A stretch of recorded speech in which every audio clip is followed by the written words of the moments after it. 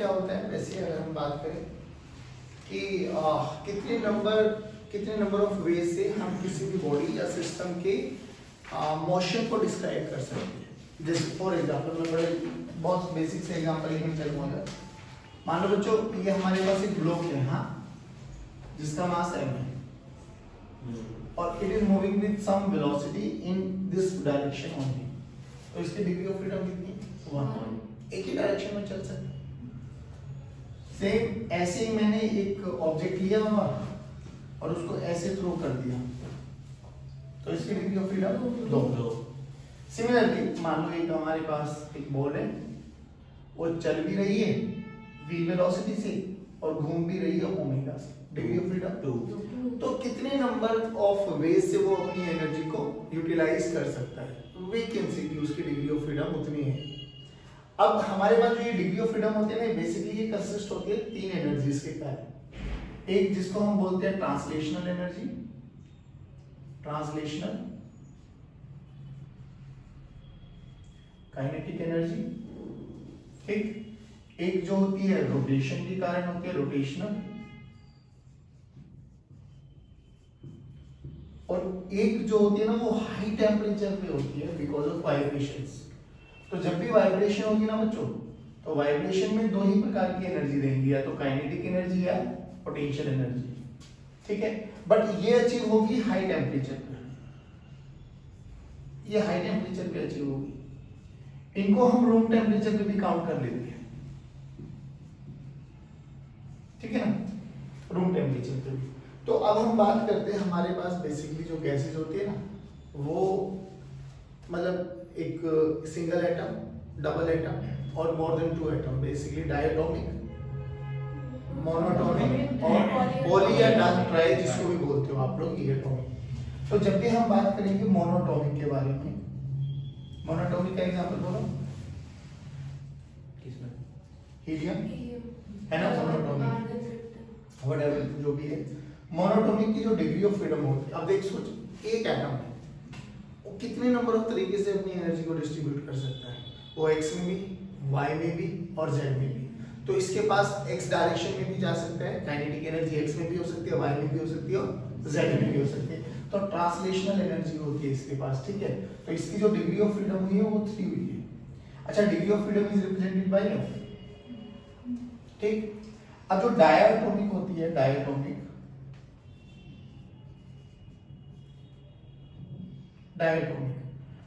का मतलब 2 एटम्स। अब सोच, 2 एटम्स है ना, ऐसा कुछ, ये x में भी, y में भी, z में भी जा सकती है। बट अब सोच के देखो, मान लो ये आपके पास x axis, y axis and z axis है, ठीक।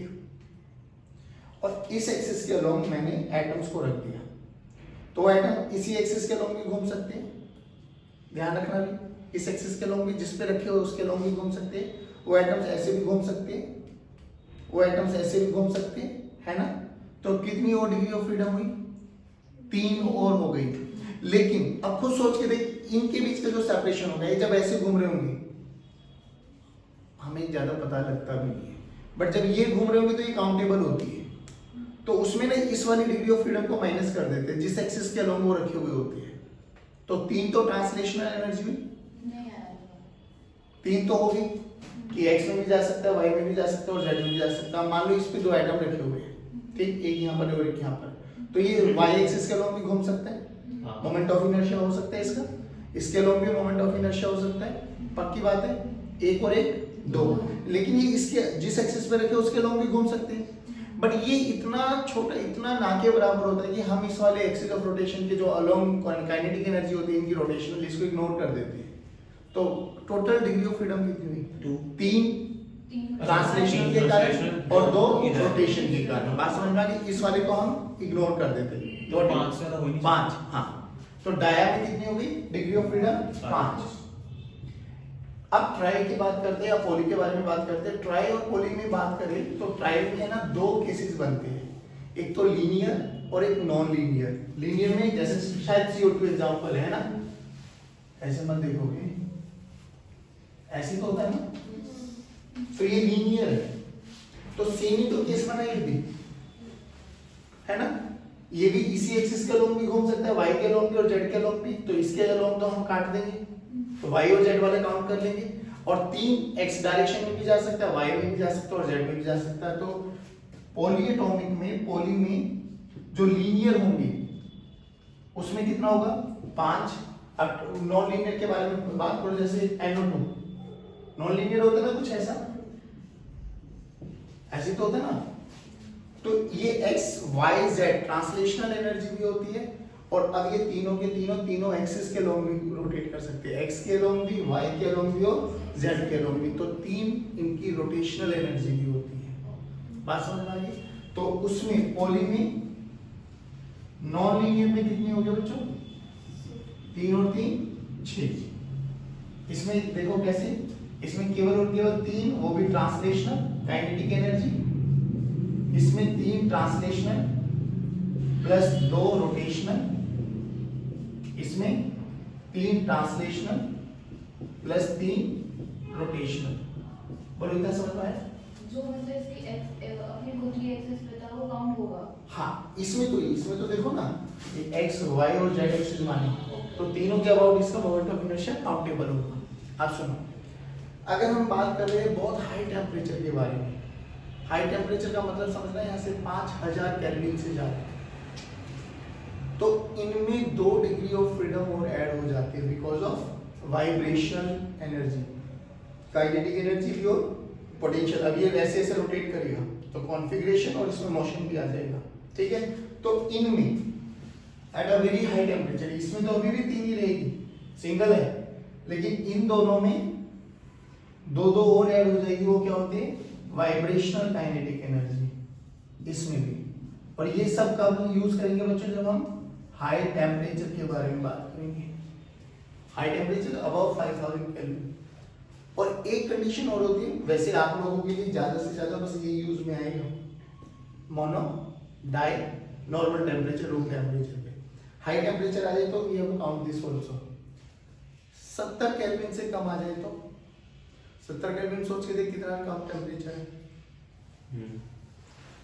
तो इन सब में रोटेशनल और वाइब्रेशनल वाले इफेक्ट को 0 कर देंगे, केवल इसमें भी 3 रहेगी, हाँ below 70 kelvin.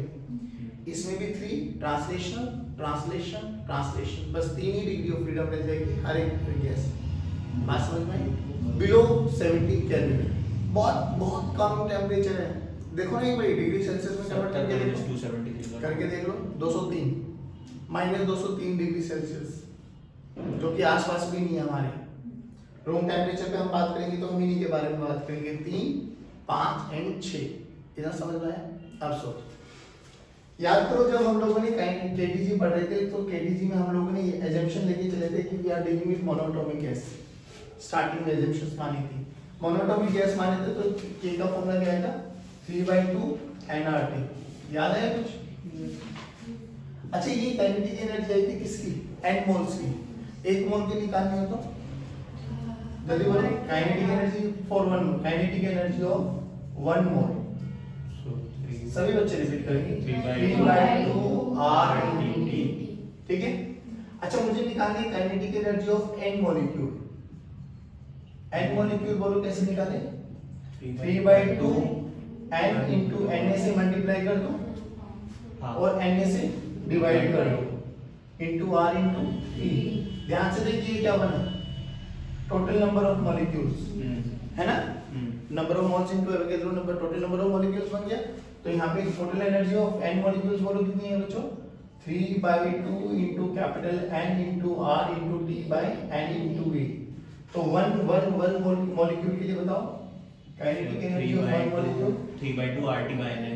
3/2 RT by Na। RT by Na। अब याद करो R by Na कुछ होता था, हाँ क्या? R by Na कुछ केमिस्ट्री में पढ़ा हुआ है आपको? Very good. R by Na क्या होता है? K, Boltzmann constant. तो यहाँ पे काइनेटिक एनर्जी ऑफ 1 मॉलिक्यूल कितना आ गया बच्चों?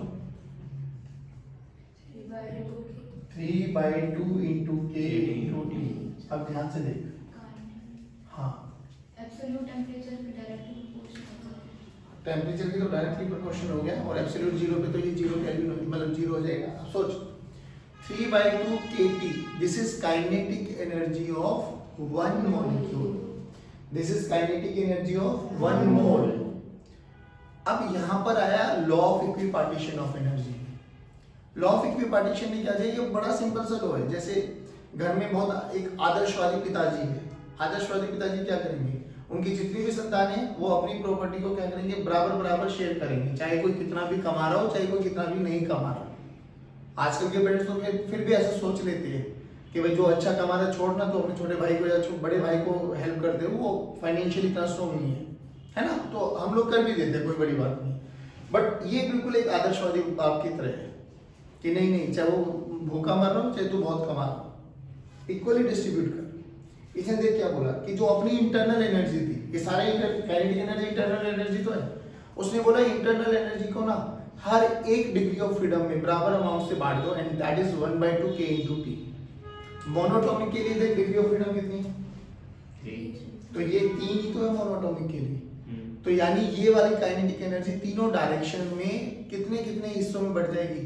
1/2 k × T, 1/2 k × T, 1/2 k × T। तो क्या बोला गया law of equipartition of energy? कि जो भी जितनी भी डिग्री ऑफ फ्रीडम होगी ना किसी भी गैस के पास, हर एक डिग्री ऑफ फ्रीडम के पास 1/2 k × T यानी 1/2 k × T एनर्जी रहेगी। 5 है तो टोटल एनर्जी कितनी हो जाएगी?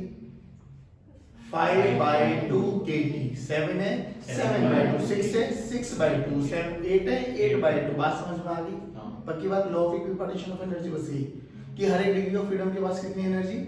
1/2 k × T। ये मॉलिक्यूल्स के बारे में बात करेंगे, मोल के बारे में बात करेंगे तो 1/2 × RT, 1/2 × RT। अब सोच degree of freedom is represented by F, तो उसी वाले फॉर्मूले को काउंट करो। Kinetic energy of one mole, जल्दी बोलो। Kinetic energy of one mole, मान लो कि हमारे पास एक कंटेनर है बाबा, और इस कंटेनर में एक गैस है, ठीक? इस गैस है और इस गैस की डिग्री ऑफ फ्रीडम F है।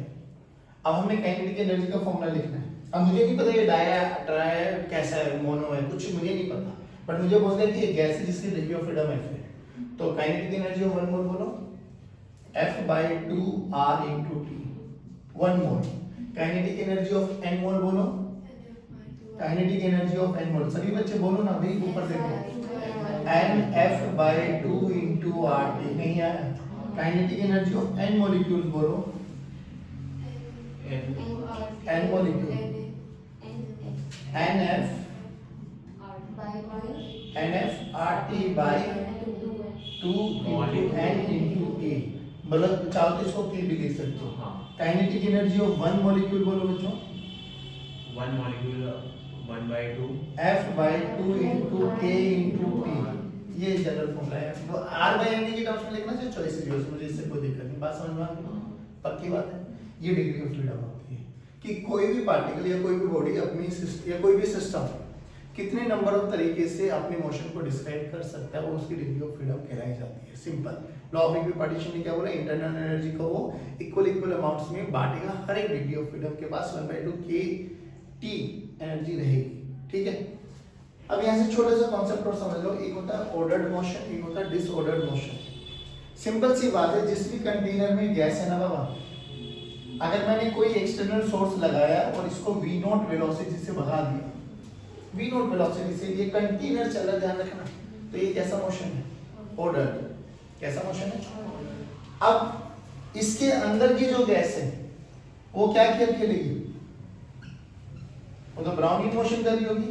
ये पार्टिकल इधर, ये इधर, ये इधर, ये इधर, ये कैसा मोशन है? Zigzag motion. कैसा मोशन बोलते हैं इसको? डिसऑर्डर्ड। नहीं आया? पक्की बात।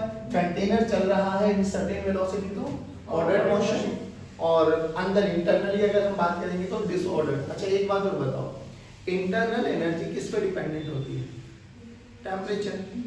इंटरनल एनर्जी काइनेटिक एनर्जी के बराबर है, और काइनेटिक एनर्जी किस पर डिपेंडेंट है?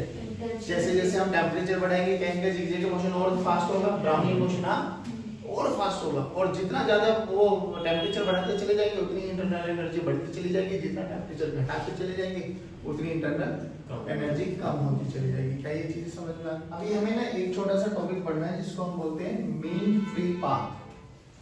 अभी मीन फ्री पाथ होता क्या है? वो समझ कि मान लो मेरे पास एक कंटेनर है, ठीक है, और इस कंटेनर में गैस है। अब गैस है तो ऑब्वियसली इसके जो पार्टिकल्स होंगे वो रैंडम मोशन करेंगे, ठीक है। अब रैंडम मोशन करेंगे तो भाई कोलिजन भी होगा जरूर। तो मान लो ये पार्टिकल यहां से चला, चल के इसके साथ स्ट्राइक किया, ये इधर चला, ये इसके साथ स्ट्राइक किया, ये इधर चला, ऐसे चला, ये मतलब ऐसे होता नहीं, ऐसे जिगजैग मोशन होता है। तो एक कोलिजन में, सक्सेसिव कोलिजन के बीच में जो भी डिस्टेंस होगा ना, उसको हम मीन फ्री लैम्डा बोलते हैं, लैम्डा। अब मीन फ्री पाथ का मतलब क्या है? सबके लैम्डा को ऐड करो, उनका एवरेज ले लो, यही तो होगा। मान लो ये इसका फ्री पाथ हुआ लैम्डा 1, ये लैम्डा 2, ये लैम्डा 3, ये लैम्डा 4 एंड सो ऑन। और इन सब का क्या ले लो? Mean. Lambda 1 plus lambda 2 plus up to ऐसे ऐसे करते करते lambda n divided by n, ये होता है मीन फ्री पाथ। अब इसी छोटी सी कैलकुलेशन है, वो कैलकुलेशन बताता हूँ आपको कैसे, ठीक है।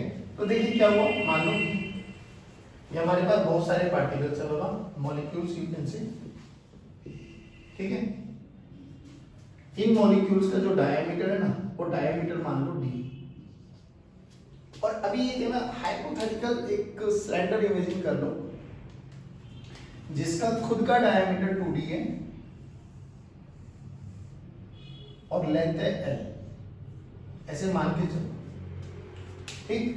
एक हाइपोथेटिकल सिलेंडर हम लोगों ने चूज कर लिया जिसका खुद का डायमीटर कितना है 2d, इसका डायमीटर कितना है d। अब इस हाइपोथेटिकल सिलेंडर में जितने भी मॉलिक्यूल्स होंगे, क्या ये वाला पार्टिकल जब यहाँ इस वाले फेस A से लेके इस वाले फेस तक जाएगा तो क्या सबके साथ कोलाइड करेगा? हाँ। अब कंडीशन देखो, अगर पार्टिकल्स कुछ ऐसे हुए कि ये d/2 पर है, ये d/2 पर है, तो जब ये इसमें से जाएगा, इसका साइज थोड़ा बड़ा बना लेते हैं, तो देखो d/2 d हो गया और d इसका खुद क्या है, तो ये इनको टच करके जाएगा। कुछ पार्टिकल्स ऐसे बाहर होंगे, इनसे तो कोई मतलब ही नहीं है, कुछ पार्टिकल इसमें होंगे, ये भी कोलाइड करेगा, कुछ ऐसे इसमें भी हो सकते हैं, इनके साथ भी कोलिजन होगा। तो सबसे पहले क्या करो, सिंपल सा फंडा है, हमें इतना समझ में आ गया, जितने इसके अंदर मॉलिक्यूल्स होंगे सबके साथ भिड़ेगा, ठीक है। तो इसकी हम यहाँ पे डिफाइन कर देते हैं कि लेट्स से जो मॉलिक्यूल डेंसिटी है, नंबर ऑफ मॉलिक्यूल्स पर unit volume, let us suppose उसको x मान लेते हैं। तो नंबर ऑफ मॉलिक्यूल पर यूनिट वॉल्यूम क्या मान लिया इसको, लेट्स से x, उसकी नंबर डेंसिटी होगी। सोच के देख, मैं बस इतना पता लगा लूं कि इसमें 10 मॉलिक्यूल है, 10 पता लगे, 10 बोले तो कितने नंबर ऑफ मॉलिक्यूल्स इसके बीच में है। क्या ये पार्टिकल चलते हुए 10 के साथ भिड़ेगा? हाँ। तो 10 बार कोलिजन होगा, नहीं आया तो 10 कोलिजन हुए कितनी लेंथ में, l लेंथ में, तो एक कोलिजन कितना होगा, l/10। क्या वही मुझे निकालना है? नहीं आया समझ में? समझ गया आप लोग? बस ये करना हम लोगों को, और कुछ नहीं करना। मतलब पर यूनिट कितना वॉल्यूम, बस एक डिस्टेंस, मतलब एक कोलिजन में, एक सक्सेसिव कोलिजन में जो भी पाथ है वो मीन पाथ, मतलब वो लैम्डा है, मीन फ्री पाथ, जहां तक वो फ्रीली चला बिना कोलिजन की, ऐसे समझ। तो देखो अब हमें क्या करना है, तो नाउ व्हाट टू डू, तो सर कुछ नहीं कर, देखो इसकी जो ये है सिलेंडर है, सिलेंडर की वॉल्यूम बोलो, volume of cylinder pi r square into h, h की वैल्यू l मान ली है ना, तो पाई इनटू r बोले तो रेडियस, यहाँ पे क्या माना है d, तो पाई into d square into l, ये बनी इसकी वॉल्यूम। इस इतनी भी वॉल्यूम वाले सिलेंडर में कितने नंबर ऑफ पार्टिकल्स आएंगे, इन पार्टिकल की डेंसिटी के साथ मल्टीप्लाई कर दो। देखो डेंसिटी क्या होती है, number of particles per unit volume, volume से मल्टीप्लाई कर देंगे तो वॉल्यूम कैंसिल आउट, तो क्या बचा, नंबर ऑफ पार्टिकल्स। तो total number of particles in cylinder देखो, number of particles in l length, सही बोल रहा हूं मैं, कितने बन जाएंगे बच्चों, volume into x, volume of the cylinder into जो नंबर डेंसिटी हमारे पास है, वॉल्यूम कितनी होगा, pi d square into l into x, सही है। अच्छा ये इतने नंबर ऑफ पार्टिकल्स है, तो जितने नंबर ऑफ पार्टिकल्स है ये वाला पार्टिकल सबके साथ भिड़ेगा, तो नंबर ऑफ कोलिजन्स भी कितने होंगे, इतने। तो नंबर ऑफ कोलिजन्स बोलो बच्चों इन एल लेंथ कितने हो जाएंगे, इतने, pi d square l into x, simple. अब सोच के देख, इतने नंबर ऑफ कोलिजन्स हुए एल लेंथ में, तो एक में कितने में होगा, एल बाई, ये वही है 10 पार्टिकल थे तो 10 कोलिजन हुए एल लेंथ में, तो एक में कितना होगा, एक कोलिजन कितने में होगा, एल बाई 10 में। तो यहीं पे करो, तो pi d square l into x, collision हुए एल लेंथ में, तो 1 कितने में होगा बच्चों, l by pi d square into x into l, l भी कैंसिल आउट, क्या यही लैम्डा है। अब ध्यान से देख, एक्स क्या था हमारा,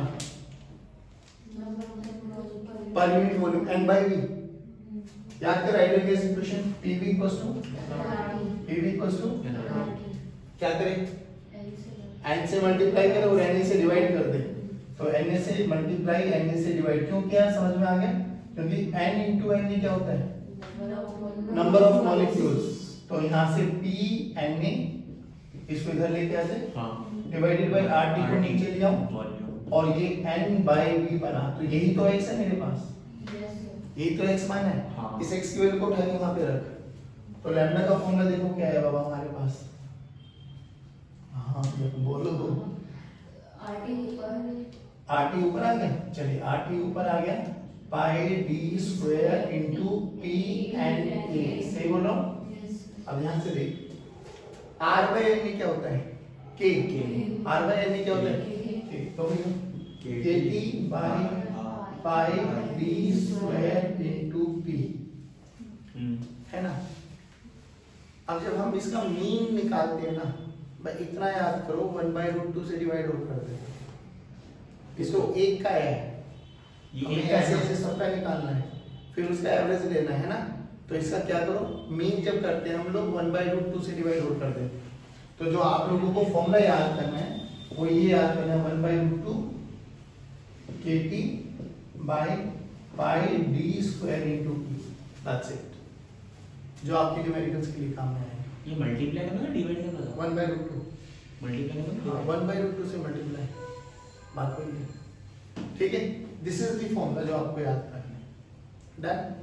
अब सुनो, अब हमारे पास है ना बहुत बेसिक से क्वेश्चन आते हैं, जैसे ऑर्डर्ड मोशन को डिसऑर्डर्ड मोशन में चेंज कर देना है, तो क्या होगा, जैसे कंटेनर था, कंटेनर चल रहा है, चलते चलते कंटेनर रुक गया, तो जब कंटेनर चल रहा है तो उसके पास काइनेटिक एनर्जी है ना, चलते चलते रुक गया तो काइनेटिक एनर्जी 0 हो गई। अब काइनेटिक एनर्जी 0 हो गई तो ऑर्डर्ड मोशन चेंज हुआ ना, बढ़ गई उसकी इंटरनल एनर्जी, तो बस जो यहाँ काइनेटिक एनर्जी का लॉस होगा वो वहाँ इंटरनल एनर्जी का गेन के बराबर हो जाएगा, क्योंकि अल्टीमेटली जो भी एडियाबैटिक कंटेनर होगा, हाँ बात समझ में आ गई। तो जब भी ऑर्डर्ड सेट, ऐसे बहुत सारे क्वेश्चन देखने को मिलेंगे, जेईई में बहुत क्वेश्चन पूछे हुए कि कंटेनर चला, जैसे कंटेनर चले दिमाग दौड़ जाइए कि अच्छा ऑर्डर्ड मोशन है, डिसऑर्डर्ड में कन्वर्ट होने वाला, तो what you have to do कि जो काइनेटिक एनर्जी का लॉस होगा वो इंटरनल एनर्जी हो जाएगा। अब इंटरनल एनर्जी का फॉर्मूला भी निकाला है, डिग्री ऑफ फ्रीडम में निकालो, मोनो होगा तो मोनो के लिए बात कर लेंगे, डाई होगा तो डाई के लिए बोलो, F/2 into n into r into t, common formula ये याद कर लो, बाकी n ने 19 से मल्टीप्लाई डिवाइड करके यहाँ से अपन कोई भी फॉर्मूला डिराइव कर सकते हैं। ये वो बहुत स्टैंडर्ड वाला फॉर्मूला जो आपको याद रखना है। पहले बताओ इतना समझ में आया, बाकी बात आप सुनो। ये देखो इसमें एक छोटा सा टॉपिक हो रहा है जिसको बोलते हैं पैलेट प्रॉब्लम्स, वो और बता देता हूँ। पहली बात तो ये पूरा का पूरा कंटेनर चल रहा है तो ऑर्डर्ड मोशन है, मेरे लिए मैं मान के चलूँ कि पूरी की पूरी गैस के पार्टिकल्स एक ही डायरेक्शन में जा रहे हैं, तो हैविंग काइनेटिक एनर्जी का फॉर्मूला बोलो, half into mass m into v²। ठीक, जैसे ही रुक गया तो डिसऑर्डर्ड हो गया उनका मोशन, तो उनकी एनर्जी देखो अभी मोनोटोनिक है बाबू, तो 3/2 n into r into delta t लिखो बेशक इसको, जो चेंज आएगा। वैसे ऐसे भी यूज कर सकते हो कि इनिशियल काइनेटिक एनर्जी पे ये जब रुक गया तो t फाइनल हो गया, फिर दोनों को माइनस करके you will get the same relation. अब देखो क्या होगा, जब दोनों को इक्वेट करेंगे तो will get 1/2 m into v0 का स्क्वायर m से अब n को क्या लिख सकते हैं? m by m मोलर, हाँ, m by molar mass into r into t t, delta t जो हमें निकालना है, तो into m into v not plus कर देना, बस डेल्टा t आ गया हमारा, m into v नॉट का स्क्वायर by 3 into r।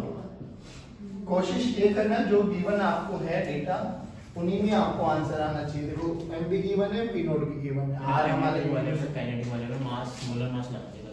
हाँ वो कोई नहीं, छोटी छोटी दिक्कतें इनको सॉर्ट आउट करना। हाँ अब आ जाओ, अब हम बात करते हैं पैलेट प्रॉब्लम्स। पैलेट प्रॉब्लम्स कैसे, जैसे आप लोगों ने अगर मर्क्यूरी थर्मोमीटर देखा हो, अच्छा उससे पहले एक बार बताओ, मैनोमीटर हम लोग पढ़ चुके, क्या था? बैरोमीटर प्रेशर मेजर करने की डिवाइस, और वहां से एक कंक्लूजन पे आए थे हम लोग कि अगर हम एक कंटेनर में मर्क्यूरी भर के और उसमें एक ट्यूब को ऐसे रखें तो ये 76 सेंटीमीटर तक ऊपर चढ़ता है, जो कि हाइड्रोस्टैट्स की इक्वेशंस को फॉलो करना है, तो इस पॉइंट का प्रेशर और इस पॉइंट का प्रेशर सेम होना चाहिए, यानी PA must be equal to PB, ठीक है ना। मान लो यहाँ तक आपका मर्क्यूरी मतलब चढ़ चुका है, तो यहाँ पे वैक्यूम था, याद है कैसे बनाया था? पहले इसमें कंटेनर में लिक्विड ऐसे डाल दिया था, फिर उसको उल्टा कर दिया था, फिर ऊपर लेके गए थे तो लिक्विड धीरे धीरे ऊपर आ रहा था, है ना, वैक्यूम क्रिएट हो गया।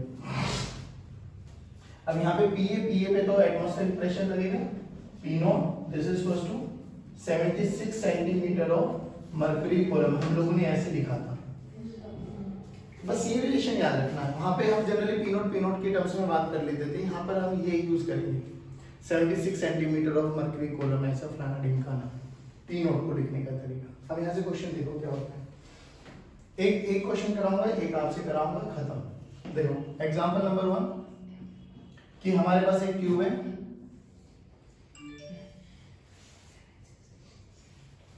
ठीक, इस ट्यूब में हम लोगों ने नीचे गैस भी है और ऊपर एक मर्क्यूरी भी रखा हुआ, फिल किया हुआ है, ये पैलेट है मर्क्यूरी का, ये this is pellet of mercury, मतलब यू कैन से टुकड़ा, ठीक है। ये टुकड़ा कितने तक भरा हुआ है? मान लो 20 सेंटीमीटर तक, और इसमें नीचे एक गैस भरी हुई है जो 30 सेंटीमीटर तक है, इनिशियल कंडीशन। फिर हमने क्या किया, इसको चेंज कर दिया, उल्टा कर दिया, उल्टा करने के बाद हुआ क्या, मर्क्यूरी नीचे आ गया, ठीक है बच्चों, और गैस ऊपर चली गई। हमें ये L लेंथ कैलकुलेट करनी है कि अब गैस की जो नई वॉल्यूम है, या जो ये L लेंथ है, ये कितना हुआ होगा। बस what you have to remember कि इस पूरे प्रोसेस में आपको टेम्परेचर कांस्टेंट मानना है, अनलेस क्वेश्चन में मेंशन ना किया गया। तो अगर टेम्परेचर को कांस्टेंट माने, बहुत आसान से क्वेश्चंस होते हैं, देखो टेम्परेचर कांस्टेंट है तो मैं लिख सकता हूँ PV इक्वल्स टू nRT, बोलो PV, बाकी सब चीजें कांस्टेंट, एंड भैया तो जो गैस है वो एज इट इज रहेगी, नंबर और सेम रहने वाले, उसमें कोई दिक्कत है नहीं, तो PV इक्वल्स टू सब कांस्टेंट है, यानी मैं बोल सकता हूँ P1 V1 must be equals to P2 V2 at constant temperature. Yes sir. अब क्या करें सर, करना बहुत आसान है, गैस का प्रेशर निकाल लो इनिशियल, गैस का प्रेशर निकाल लो फाइनल, गैस की वॉल्यूम निकाल लो इनिशियल, गैस की वॉल्यूम निकाल लो फाइनल, वहां से इक्वेट कर लो। देखो सोचो, अगर मुझे इस गैस का प्रेशर पता लग गया, ठीक, वॉल्यूम मान लो इसका एरिया ऑफ क्रॉस सेक्शन ये है, तो A into 30 इनिशियल वॉल्यूम है, A into L final volume है, तो यहाँ पे क्या लिख दूंगा वॉल्यूम की जगह A into 30, और यहाँ पे क्या लिख दूंगा A into L, L तो मुझे निकालना है। अब बस मेरा मेन कंसर्न क्या है, प्रेशर का पता लग जाना। अब प्रेशर देख, यहाँ पे एटमॉस्फेरिक प्रेशर होगा P नॉट, तो यहाँ से यहाँ तक प्रेशर लिखना आता है। Yes sir. बोलो P नॉट प्लस, बट दिक्कत ये है यहाँ रो नहीं पता, तो क्या करो, तो P नॉट को 76 सेंटीमीटर ऑफ मर्क्यूरी मान लिया। सोच मर्क्यूरी की ये हाइट कितनी है 20 सेंटीमीटर, तो इस पॉइंट का प्रेशर कितना हो जाएगा 76 प्लस 20 96 सेंटीमीटर ऑफ मर्क्यूरी। बस वो कंसर्न था वो लिखवाने का, तो ये P1 बोलो कितना हो गया 96 सेंटीमीटर ऑफ मर्क्यूरी। अब इसको कन्वर्ट करने की कोई जरूरत नहीं, रीजन समझाता हूं। इधर देखो, अगर मुझे यहाँ का, ये भी तो गैस ही है, अगर मुझे यहाँ का प्रेशर पता लग जाए तो मेरा काम हो जाए। सोच के देखिए नीचे कितना लग रहा होगा P0, ऊपर मान लो Pg लग रहा है, P ऑफ गैस। अब ध्यान से देख, क्या यहाँ से यहाँ तक लिखना आता है? बिल्कुल आता है। P0 plus 20 centimetre of mercury, P of gas. बात नहीं है समझ में? तो यहाँ पे क्या लिख सकता हूँ, इधर लिख देता हूँ ना इसको, A into L लिख देता हूँ। तो बोलो क्या लिखें, P ऑफ गैस प्लस, बोलो 20। हाँ एक सेकंड रुको, इसको अलग लिख दो, है ना? P ऑफ गैस निकालना है, यहाँ से देखो P of gas plus 20 centimetre of Hg, this is equal to 76 centimetre of Hg। भाई यहाँ पे तो एटमॉस्फेरिक प्रेशर क्या आएगा? तो यहाँ पे देखो 20 माइनस 76 56, तो जो नई गैस का प्रेशर आया वो कितना है? 56 centimetre of Hg into A into L। देख A cancel out, centimetre of mercury, centimetre of mercury cancel out, तो मिल गया L आ जाओ 96 into 30 by 56। क्या ये बहुत मुश्किल क्वेश्चन है? नहीं, सिंपल सा फंडा है कि इस पूरे प्रोसेस में क्या चीज कांस्टेंट मानना है? टेम्परेचर। अब थोड़ा तेरे लिए एक क्वेश्चन देता हूँ, वो क्वेश्चन करो। देखो छोटा सा कॉन्सेप्ट मुझे ये बता दो, अगर मेरे पास एक ट्यूब है ऐसे वर्टिकली इंक्लाइंड है, हाँ मैं वर्टिकली कर रहा हूँ, किसी एक प्लेन पे इंक्लाइंड है 3 टाइम के ऊपर, मान लो इस लेंथ L लेंथ तक हम लोगों ने इसमें पानी भरा हुआ है, तो इस पॉइंट पे प्रेशर निकालते हुए आपको क्या यूज करना है? डेंसिटी रो दे दी है, तो क्या आप rho into L into G use करेंगे या कुछ और आएगा प्रेशर? फिर से बताना क्वेश्चन। ये एक ऐसी ट्यूब थी, ऐसे रख दिया किसी भी एंगल पे इंक्लाइन करके, मुझे इस पॉइंट पे प्रेशर निकालना है, तो प्रेशर क्या होगा? बस याद रखो कि जब भी ऐसे निकाल रहे हो तो ये H जो होती है वर्टिकल हाइट रेंज होती है, तो L का ये कंपोनेंट L cos थीटा और ये L sin थीटा, तो प्रेशर क्या हो जाएगा? P not plus row G L sin theta. बस इतना बताओ, इतना समझ में आया? अब सुनो, सेम पैरामीटर है, सेम, हाँ ये बिल्कुल 20 30 बिल्कुल सेम ऐसे ही है, इनिशियली ऐसे था, फाइनली मैंने क्या कर दिया, इसको मैंने ना 37 डिग्री पे टिल्ट कर दिया ऐसे।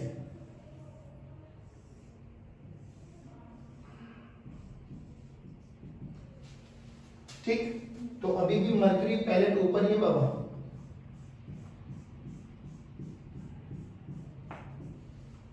तो हमें ये L लेंथ निकालने की मतलब जैसे नाउ कैसे किया जाए, बस ये बता दो।